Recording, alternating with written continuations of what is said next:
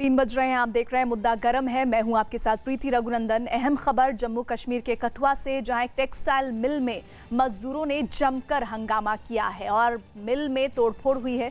मजदूरों के मुताबिक लॉकडाउन के दौरान उन्हें वेतन और तय भत्ता नहीं दिया गया, जिससे वो नाराज हो गए और कई मजदूर हाथ में लाठी लिए दिखे, जबकि एक पुलिस की गाड़ी में भी मजदूरों ने तोड़फोड़ की है।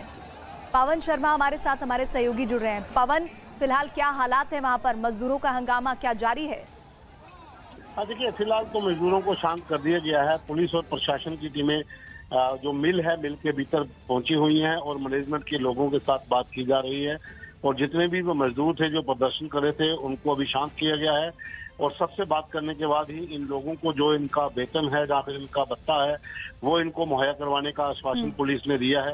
मैनेजमेंट के लोगों से बात की है, क्योंकि मजदूर काफी गुस्से में थे कि इतने दिनों से लॉकडाउन के चलते वो फंसे हुए हैं और काम तो भी नहीं पवन, हो पा क्या रहा है। ये वहाँ के लोकल मजदूर हैं? हाँ, नहीं, इसमें अलग अलग राज्यों के मजदूर हैं, क्योंकि ये एक बहुत बड़ी फैक्ट्री है, मिल है, कपड़ा मिल है। यहाँ पर इसमें यूपी, बिहार और काफी स्टेट्स के लोग यहाँ पर जो है काम करते हैं, जिनकी संख्या 10,000 से ज्यादा है जो यहाँ पर रहते हैं। तो इन लोगों का यही मांग थी कि इनको पूरा वेतन और खाने पीने का सामान इस समय मुहैया करवाया जाए। जी, तो लगातार अभी तो शांत करा दिया गया है। इस बीच हमारे साथ बीजेपी से शाहनवाज हुसैन जी जुड़ रहे हैं। शाहनवाज जी, ये तस्वीरें भले ही जम्मू कश्मीर के कठुआ से सामने आ रही हो, लेकिन हालात हर जगह प्रवासी मजदूरों को लेकर बहुत ख़राब हैं और इन तस्वीरों पर मैं चाहूँगी कि आप अपनी बात ज़रूर रखें। वो बड़े परेशान हैं, उनको वेतन नहीं मिल रहा, भत्ता नहीं मिल रहा, उनके पास पैसा नहीं है, लॉकडाउन है, खाने पीने का सामान नहीं है। तो ऐसे में उनके पास चारा क्या है, वो क्या करें? देखिए, ये सही है कि कोविड-19 का ख़तरा अभी घटा नहीं है, बल्कि बढ़ा हुआ है और इसमें लॉकडाउन सब जगह है। और ये भी सही है कि कई जगह मज़दूरों को बहुत परेशानी हो रही है। शुरू में जो लोग खाने पीने का इंतज़ाम कर रहे थे, उसमें कई जगह क्योंकि लॉकडाउन बढ़ता गया, इसलिए कुछ दुश्वारियाँ आई हैं और मज़दूर अपने घर लौटना चाहते हैं। और कई राज्य अपने अपनी राज्य के मज़दूरों के लिए ट्रेन भेज भी रही है और कई जगह ट्रेनें चल भी रही हैं। और आप जान रहे हैं कि इसके वजह से जो दुश्वारी आई है, क्योंकि हर कोई जल्दी में जाना चाहता है और जो ट्रेन जाती है उसमें 1200 से ज़्यादा की संख्या नहीं ले जाया जा सकती है। तो इसलिए इन सारी परिस्थिति को ध्यान में रखते हुए जिस राज्य में वो मज़दूर फंसे हुए हैं और जिस राज्य के वो मज़दूर हैं, वो आपस में बातचीत करके उसका निदान कर रहे हैं। और ये यहाँ पर ही नहीं, कठुआ में नहीं, बहुत सी जगह मज़दूरों को परेशानी है। उस दर्द का एहसास सरकार को भी है और राज्य और केंद्र की सरकार और 2 राज्यों की सरकार, जहाँ के मज़दूर हैं, जहाँ प्रवासी, उन दोनों बातचीत करके कोई रास्ता निकालेंगे। मैं न्यूज़ 18 के ज़रिए उन मज़दूर भाइयों को कहना चाहता हूँ कि अगर आप जहाँ हैं संयम से रहें। और मैं मानता हूँ कि बहुत सारी दुश्वारी है। सरकार, आप अपने अपने स्टेट के भवन को फ़ोन करें, मैसेज करें और राज्य के डीसी को भी बताएं। तो सरकार जहाँ जहाँ पर व्यवस्था राज्य सरकार कर रही है, जहाँ रुके हुए हैं, और राज्य सरकारों से भी अनुरोध है कि जहाँ मज़दूर रुके हुए हैं उनके खाने पीने और रहने की व्यवस्था ठीक से करनी चाहिए, ताकि वो एजिटेट ना हो। नहीं, लेकिन शाहनवाज हुसैन जी, ऐसे में सवाल ये भी उठ रहा है कि बार बार राज्य सरकारें कह रही हैं कि भाई आपने रेलवे की व्यवस्था करने की बात तो कही, लेकिन रेलवे की व्यवस्था सही से हो नहीं पा रही है। उसकी जिम्मेदारी राज्य सरकार पर है, पर राज्य सरकार इस बात को सुनिश्चित ही नहीं कर पा रही। जो एक बेहतर कोऑर्डिनेशन होना चाहिए केंद्र और राज्य के बीच, वो नहीं दिख रहा। चाहे वो औरंगाबाद की घटना ले, कठुआ की ले, या फिर देश भर में जहां मजदूर पैदल निकल पड़े हैं अपने घर की तरफ, हजारों किलोमीटर के सफर को पैदल अब वो पूरा करने की तरफ बढ़ रहे हैं। एक जो मैकेनिज्म आपने स्थापित करना चाहिए था, वो नहीं हुआ। इस बात को आप मानते हैं यहाँ पर?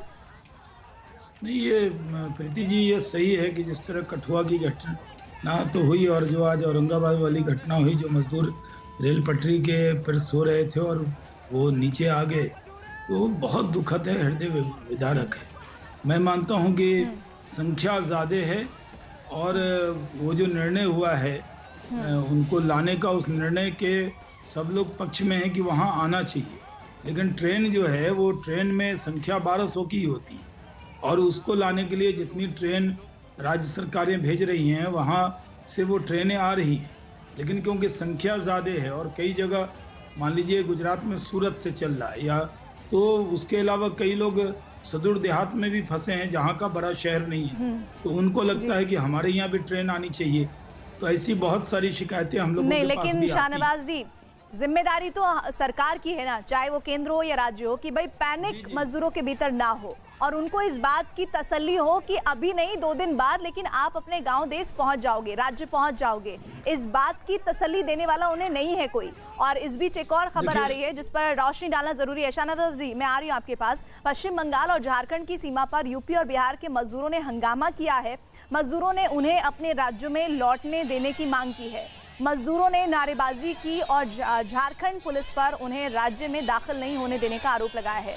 मजदूरों का दावा है कि पश्चिम बंगाल पुलिस ने उन्हें उनके राज्य में लौटने की इजाज़त दे दी है, लेकिन झारखंड पुलिस ने उन्हें सीमा पर ही रोक दिया है।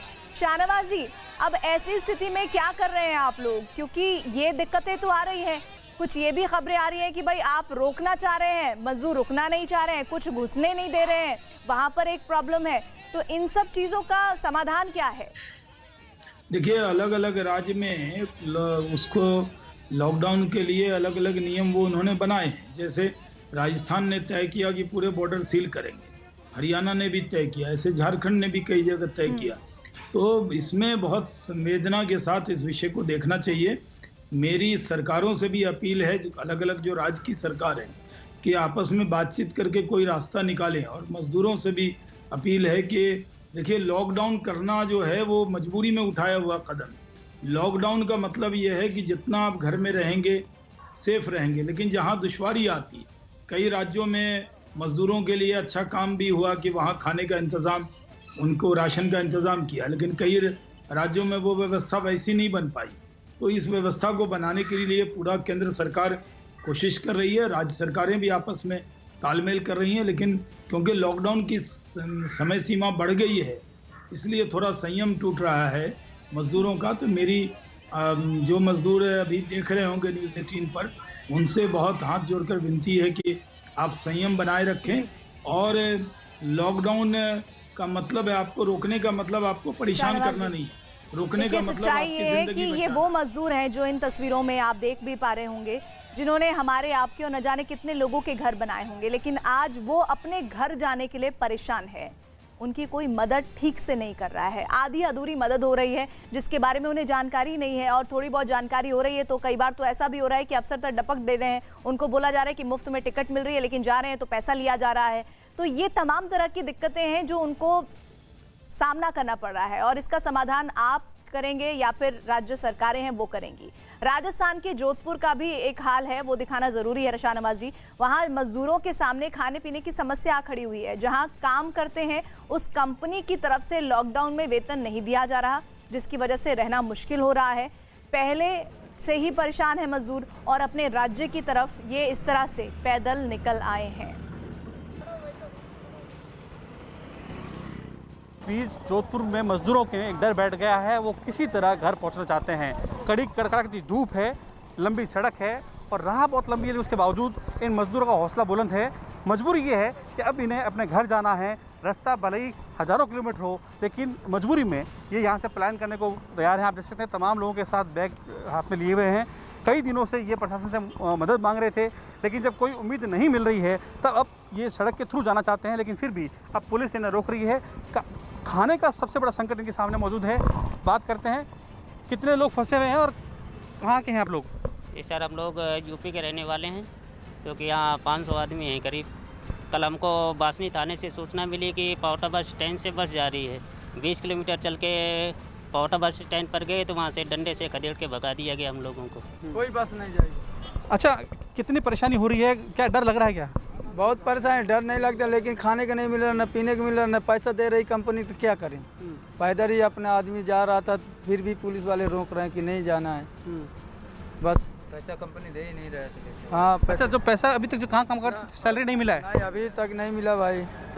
एक पैसा नहीं दे रहा है, अपने जेब से खाएं, कहाँ तक खाएंगे। हम लोग सोचते हैं कि अपने वतन के चले जाएं, क्या है। अच्छा, जब अब क्या करेंगे आप? जब नहीं दे रहे तो क्या करेंगे? अरे नहीं करेंगे तो क्या करेंगे, पैदल जाएंगे। पैदल जाएंगे? गांव जाएंगे, गांव हमको जाना है। कितना किलोमीटर है गांव? गांव 1000 किलोमीटर है। 1000 किलोमीटर पैदल जाएंगे? हाँ। इन कदमों से ये 1000 किलोमीटर का रास्ता तय करने की सोच के साथ निकल पड़े हैं। इधर मुश्किल की ये वक्त है और इस घड़ी में हमारे नेता मजदूरों के धर्म पर सियासत भी करने से बाज नहीं आ रहे हैं। दरअसल गुजरात में मजदूरों के मुद्दे पर कांग्रेस और बीजेपी के बीच आरोप प्रत्यारोप का दौर शुरू हो गया है। गुजरात कांग्रेस ने भरूच से बिहार जाने वाली एक ट्रेन में सवार कुछ मजदूरों का किराया देने का दावा किया। इसके जवाब में गुजरात के गृह राज्य मंत्री प्रदीप सिंह जाडेजा ने आरोप लगाया कि कांग्रेस ने सिर्फ मदरसों में पढ़ने वाले लोगों का ही किराया दिया। उन्होंने ये भी आरोप लगाया कि कांग्रेस सिर्फ मदरसों में पढ़ने वालों और तबलीग जमात से जुड़े लोगों के लिए ही काम करती है। गुजरात के गृह राज्य मंत्री के आरोपों का जवाब देते हुए कांग्रेस नेता शक्ति सिंह गोहिल ने एक वीडियो ट्वीट किया है। न्यूज़ 18 इंडिया की खबर को रीट्वीट करते हुए उन्होंने ट्रेन में सवार एक प्रवासी मजदूर का वीडियो ट्वीट किया और पलटवार करते हुए दावा किया कि ट्रेन में सवार प्रेम शंकर नाम के एक शख्स ने उन्हें ये वीडियो भेजा है। शक्ति सिंह गोहिल ने गुजरात सरकार पर प्रवासी मजदूरों के मुद्दे पर ओछी राजनीति करने का आरोप लगाया। भरूच कांग्रेस कमेटी का शुक्रगुजार हूँ और साथ साथ कांग्रेस प्रदेश कमेटी का भी, जिनके अथक प्रयास से आज मुझे ये चांस मिला है कि मैं अपने प्रदेश बिहार जा पाऊँ और वो भी टिकट जो है बिना पैसे के दिया गया है। जनक इस खबर पर हमारे साथ जुड़ रहे हैं और साथ ही सुरेंद्र सिंह राजपूत भी हमारे साथ जुड़ गए हैं फोन लाइन पर। जनक, इस पूरे मसले की, इस विवाद की शुरुआत किस तरह से हुई? देखिए, दरअसल प्रीति, कल सूरत से और भरूच से अलग अलग ट्रेन, एक उत्तर प्रदेश और एक बिहार, ऐसे बिहार के पूर्णिया, ऐसे दो ट्रेन रवाना हुई। जो दोनों ट्रेन का जो पैसा है वो कांग्रेस कार्यकर्ताओं की ओर से दिया गया।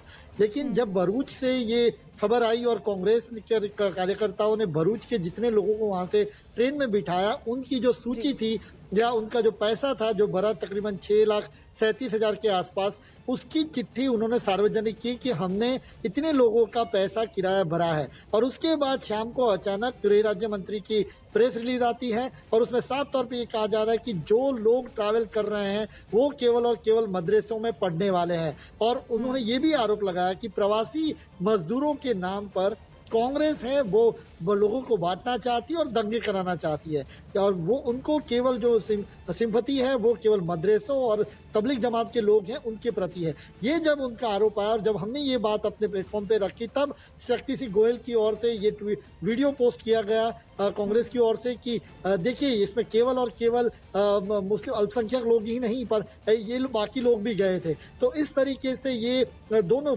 आरोप प्रत्यारोप कांग्रेस की और बीजेपी की ओर से आमने सामने इस मामले में हुआ। प्रीति, शाहनवाज जी, जनक को आपने सुना, वो आपने वीडियो भी सुना जो कांग्रेस पार्टी ने ट्वीट किया है। क्या धर्म के नाम पर अब सियासत होगी? लॉकडाउन के दौरान वैसे लोग तनाव में हैं। देखिए, हमारे प्रधानमंत्री नरेंद्र मोदी जी ने कहा कि कोविड-19 का कोई धर्म नहीं है, इसको धर्म से नहीं जोड़ना चाहिए।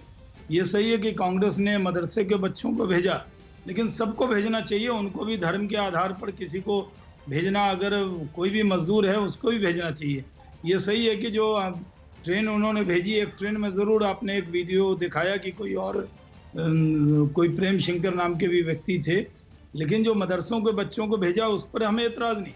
हमें एतराज ये है कि आप इसमें धार्मिक आधार पर किसी को भेजें, शाहनवाज जी, मैं ये बोल रही हूँ कि बात कहने के लिए ही होनी चाहिए तो ठीक है, लेकिन अगर आप तथ्य की बात करेंगे, आधार की बात करेंगे उस बात की, तो वो भी तो जरूरी है। आपने कह दिया कि मदरसे के बच्चों को या फिर तबलीग से जुड़े हुए लोगों को आप भेज रहे हैं, कोई फैक्चुअल चीज है, कोई ऐसी बाइट, ऐसा कोई बयान, ऐसा कोई दस्तावेज, ऐसा कोई नाम की सूची, कुछ तो होगी। कांग्रेस पार्टी अगर ट्रेन का किराया देकर एक ट्रेन रवाना किया, 2 ट्रेन भरूच अहमदाबाद से, एक में उन्होंने, मुझे मालूम है कि मदरसा के 1200 बच्चे थे उनको भेजा, और दूसरी ट्रेन भी भेजा। मेरी गुजारिश ये है, मेरा अनुरोध ये है और मेरा इसमें बहुत स्पष्टता से कहना है कि धार्मिक आधार पर ना आप कोई तय करें, सबको भेजें, चाहे वो किसी भी धर्म के हो। सुरेंद्र राजपूत जी, मान लीजिए आप कि आपने मदरसों के बच्चों को भेजा है, मजदूरों को भेजा है, तबलीग के लोगों को भेजा है, और उनके साथ दूसरे मजदूर भी भेज दीजिए, आपत्ति क्या है आपको इसमें? प्रीति, मुझे बड़ा दुख हो रहा है कि शहनवाज जी जैसे नेता भी इस समय झूठे साबित हो रहे हैं और झूठ बोल रहे हैं अपने गृह राज्य मंत्री गुजरात की तरीके से। क्या भारतीय जनता पार्टी में ये फैशन हो गया कि जो जितना झूठ बोलेगा उतना बड़ा नेता होगा?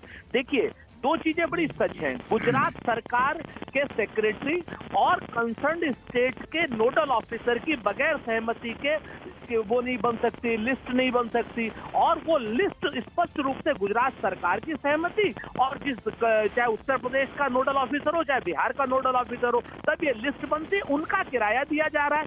जनरल पब्लिक तो जा ही नहीं पा रही है। तो अगर मजदूरों के अलावा किसी को भी भेज रही है, वो क्या नाम भेजने की कहीं कोई चिट्ठी है तो ये शहनवाज हुसैन जी जैसे लोग सार्वजनिक करें, वरना शहनवाज हुसैन और वो जो गृह मंत्री है, गृह राज्य मंत्री है, वो राष्ट्र से माफी मांगे और वो गृह राज्य मंत्री जो है उसके खिलाफ तो देशद्रोह का मुकदमा होना चाहिए, क्योंकि वो समाज को बांटने का कुत्सित प्रयास कर रहा है और इतनी झूठी बात कर रहा है, अपनी सरकार को कटघरे में खड़ा कर रहा है। वो जी उसके नोडल ऑफिसर को कटघरे में खड़ा कर रहा है। ठीक है, जवाब दीजिए शाहनवाज जी। ये बात तो सही है कि नोडल ऑफिसर की जानकारी के बगैर तो कुछ होता नहीं है, तो वही मैं बात बोली थी कि कोई दस्तावेज है। ये प्रदीप जडेजा का भी यही कहना था कि कांग्रेस धार्मिक आधार पर बंटवारा न करे, कोरोना को धार्मिक आधार से न देखे। हमारा कहना यही है, हमारा कहना है कि वो किसी का मजहब पूछकर किसी को ट्रेन में नहीं बैठाना, सबकी चिंता करना। कोरोना वायरस के खतरे को देखते हुए न कोई वोट की पॉलिटिक्स करना है, न धर्म की सियासत करनी है। देश के प्रधानमंत्री का साफ स्पष्ट संदेश है देश के नाम कि कोरोना का कोई धर्म नहीं है, इसलिए सबकी चिंता करे। कांग्रेस पार्टी सिर्फ बयान दे दी कि सब जगह से भेजेंगे और एक ट्रेन भेजी, उसमें भी उनको सांप्रदायिक आधार पर नहीं देखना। जो भी लिस्ट देनी है, राज और सुरेंद्र जी सही कह रहे हैं कि राज्य सरकार के और दूसरी प्रवासी सरकार जो प्रवासी राज्य है और जहाँ की राज्य सरकार के लोग हैं उनके नोडल ऑफिसर से बातचीत होगी, लेकिन सबकी चिंता करें।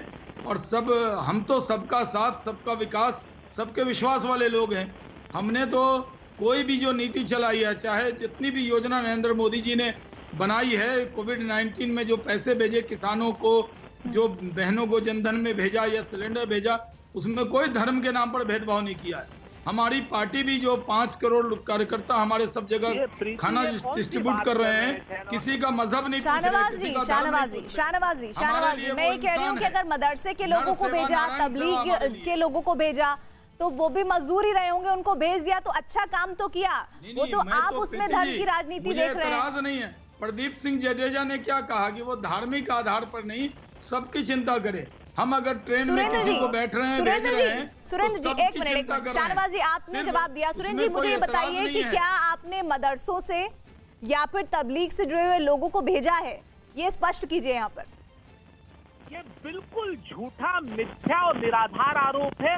आदरणीय शहनवाज जी, मुझे आज अफसोस हो रहा है कि जैसा भला आदमी मैं कह रहा हूँ कि आप बिना धार्मिक भेदभाव के भेजिए। प्रदीप सिंह जडेजा जी ने कहा, मैं इसके फैक्ट को प्रदीप सिंह जडेजा जो वहाँ के गृह राज्य मंत्री हैं, उनकी बातों का क्या जवाब है आपके पास? ये बात तो ये है ना, ये मेरा स्टेटमेंट नहीं है, ये प्रदीप सिंह जडेजा जी जो कहा कि कांग्रेस धार्मिक आधार पर बंटवारा न करे, किसी भी मजहब का हो, किसी भी धर्म का हो, किसी भी जात का हो, आप लोगों के जात मजहब पूछकर काम मत कीजिए। भारतीय जनता पार्टी किसी का जात और धर्म देखकर सेवा नहीं कर रही। कांग्रेस पार्टी जात धर्म न पूछे। अगर आपने अभी तक तो कुछ नहीं किया, एक ट्रेन क्या भेज दिया आपने, उस ट्रेन पर भी जाति धर्म का लेवल लगा रहे हैं। धर्म के आधार पर कोई राजनीति की है तो भारतीय जनता पार्टी। लेकिन सुरेंद्र राजपूत जी गुजरात के गृह राज्य मंत्री अगर कोई बात कह रहे हैं तो वो बिना फैक्ट के कह रहे होंगे, ये कहना बहुत मुमकिन नहीं है, ये सही नहीं होगा। और अगर उन्होंने ये बात कही है तो कुछ तो सच्चाई होगी। हो सकता है कि बहुत सारे नहीं, लेकिन कुछ लोग होंगे जो वाकई में तबलीग से जुड़े हो या फिर मदरसों से जुड़े हो, जिन्हें आपने भेजा हो। तो उसकी प्रीति, अगर एक आदमी भी कोई तबलीग से या मदरसे से जुड़ा है तो उसकी जिम्मेवारी भी गुजरात सरकार की है। गुजरात सरकार को कटघरे में खड़ा करना चाहिए, उससे पूछना चाहिए। और वो जो गृह राज्य मंत्री नहीं करना चाहिए ना, जैसे सुरेंद्र जी, जैसे कांग्रेस किसी काम में पड़ती है तो सांप्रदायिक आधार पर बंटवारा क्यों करती है?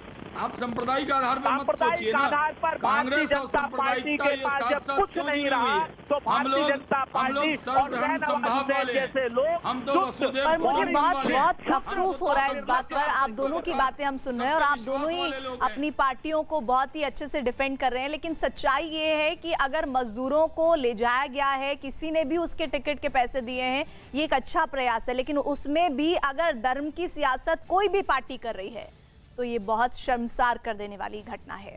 मजदूर पहले से ही